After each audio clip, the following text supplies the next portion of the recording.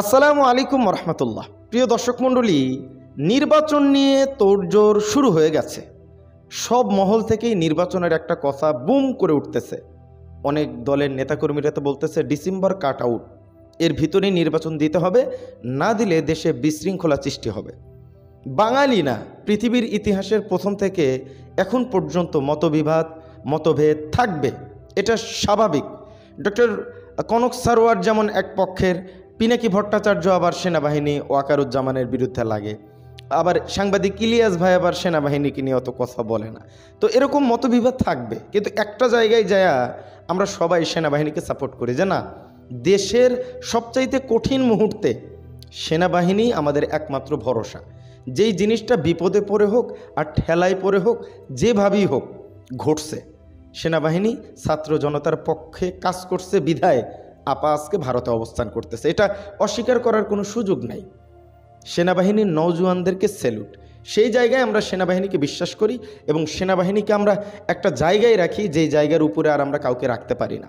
আমার কথার সাথে একমত হলে একটু কমেন্ট করবেন। মতভেদ থাকতে পারে। নির্বাচন নিয়ে যেহেতু কথা হচ্ছে, সেনাবাহিনীর ভূমিকাটা কি? বিএনপি নির্বাচন চাচ্ছে, জামাতের উপরে একটু বিশ্বাস করছিলাম, জামাতও নির্বাচন চাচ্ছে রমজানের আগে, জানুয়ারি ফেব্রুয়ারি। মামুনুল হক সাহেব হুজুর তিনিও নির্বাচনের কথা বলতেছে, মানে সবাই নির্বাচন জিকির করতেছে। দেশের রাজনৈতিক প্রেক্ষাপট মানে নির্বাচনের দিকেই শুধু ঘুরে যাচ্ছে। অনেকেই বলতেছে এটা ভারতের একটা চাল, নির্বাচনে যে দল ক্ষমতায় আসবে আপার আর বিচার হবে না। আপনি কি মনে করেন, নির্বাচন করার পরে যে কোনো দল ক্ষমতায় আসুক, আপার বিচার কি করতে পারবে? অবশ্যই একটু কমেন্ট করবেন। নির্বাচন নিয়ে সেনাবাহিনীর বক্তব্য কি, এটা আমাদের জানা দরকার। তারা কোন স্ট্যান্ড নিচ্ছে এ ব্যাপারে আজকের ভিডিওতে আপনাদেরকে তুলে ধরব। অনুরোধ করতেছি কথাগুলো মনোযোগ দিয়ে শুনবেন, নির্বাচন সম্পর্কে বিস্তারিত জানতে পারবেন, সেনাবাহিনীর অবস্থান কোথায়। তার আগে চ্যানেলে যারা নতুন আসেন দয়া করে চ্যানেলটি একটু সাবস্ক্রাইব করে দিবেন। সেনাবাহিনীদেরকে যারা পছন্দ করেন তারা অবশ্যই একটা লাইক করবেন। চলেন নির্বাচন নিয়ে সেনাপ্রধান কি বলছে একটু শুনে আসি। বন্ধুপ্রতিম দেশের সাথে বা বন্ধুপ্রতিম দেশে সম্মানিত সেনাবাহিনী প্রধানের পরিদর্শন একটি রুটিন অ্যাফেয়ার। তারই অংশ হিসেবে অতি সম্প্রতি সম্মানিত সেনাবাহিনী প্রধান রাশিয়া এবং ক্রোয়েশিয়াতে সফর করেন। তার এই সফরকালীন সময়ে উনি বেশ কিছু উচ্চপদস্থ কর্মকর্তার সাথে সাক্ষাৎ করেন এবং কিছু মিলিটারি ইন্ডাস্ট্রি পরিদর্শন করেন, এবং এর ফলে আমাদের সামরিক সহযোগিতা বা বন্ধুত্বপূর্ণ সম্পর্ক আরও প্রগাঢ় হবে বলে আমি বিশ্বাস করি।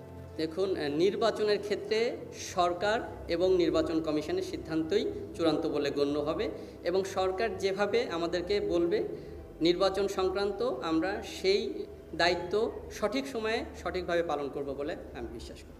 যে জেলেদের যে অসুবিধা হচ্ছে নাফ নদীতে, এ বিষয়ে প্রাথমিক পর্যায়ে আমাদের কোস্টগার্ড এবং বর্ডার গার্ড বাংলাদেশ তারা দায়িত্বপ্রাপ্ত, এবং তারা কাজ তাদের চলমান আছে, এবং অনেক জেলেরা গতকালকেও কিছু জেলে মুক্তি পেয়েছে এবং অনেক জেলে এ পর্যন্ত তারা চলে আসছে। বাকিদের বিষয়ে এখনও আলোচনা চলমান আছে, তবে প্রাথমিক পর্যায়ে বিজিবি ও কোস্টগার্ড তারা বিষয়টি দেখভাল করছে। পরবর্তীতে আরও পরে যখন এটা যদি আমাদের ভেতরের বিষয়টি যখন চলে আসবে, তখন সেনাবাহিনী অথবা আমাদের বাংলাদেশ নেভি এ বিষয়ে তাদের দায়িত্ব পালন করবে, এবং এই বিষয়টি শীঘ্রই সমাধান হবে বলে আমরা আশা করি। তো দেখে থাকবেন, কিছুদিন আগেও মার্চ ফর গাজা যে বিক্ষোভ মিছিল হয়েছিল, সেখানে সেনাবাহিনী কালো পতাকাধারীদেরকে রহিত করেছে বা অবরোধ করেছে।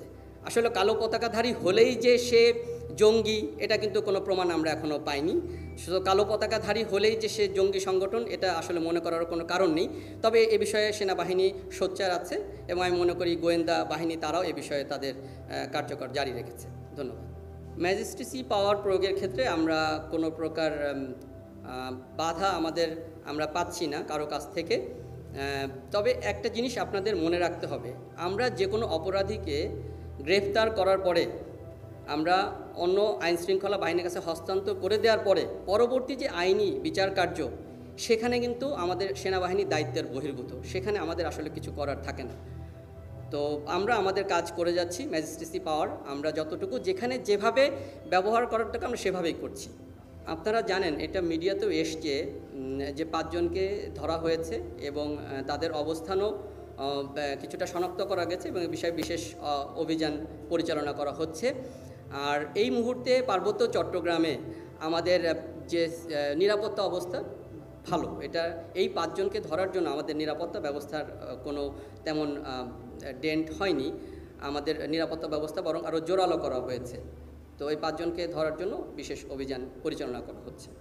দেখুন, সেনাবাহিনী সরকারের নির্দেশে এই মুহূর্তে আইন শৃঙ্খলা রক্ষা করার কাজে নিয়োজিত আছে। সরকারের নির্দেশিত যে কোনো দায়িত্বই আমরা পালন করে আসছি এবং পালন করে যাব। এবং সেনাবাহিনী একতাবদ্ধ হয়ে সততা, ন্যায় নীতির সাথে এবং আপনার প্রত্যয়ের সাথে, সহনশীলতার সাথে আমরা দেশ ও জাতির পাশে কাজ করে যাচ্ছি এবং ভবিষ্যতেও কাজ করে যাব। ধন্যবাদ। প্রিয় দর্শক মণ্ডলী, সেনাবাহিনীর কথাগুলো শুনলেন।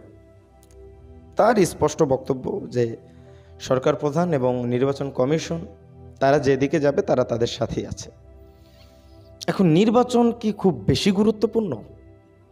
আপনারা যারা এই পর্যন্ত ভিডিও দেখতেছেন, জনগণ নাকি নির্বাচন চায়। আমি জনগণের অনেক কথা তুলে ধরছি। বিভিন্ন সময় সোশ্যাল মিডিয়ায় ভোট হচ্ছে, সেখানেও বলা হচ্ছে নির্বাচন চান নাকি সংস্কার চান না ডক্টর ইউনূসরে চান। সবাই সংস্কার ডক্টর ইউনূসের পক্ষে, নির্বাচনের পক্ষে কেউ নাই। এখন আমরা বিশ্বাস করি নির্বাচন দরকার আছে।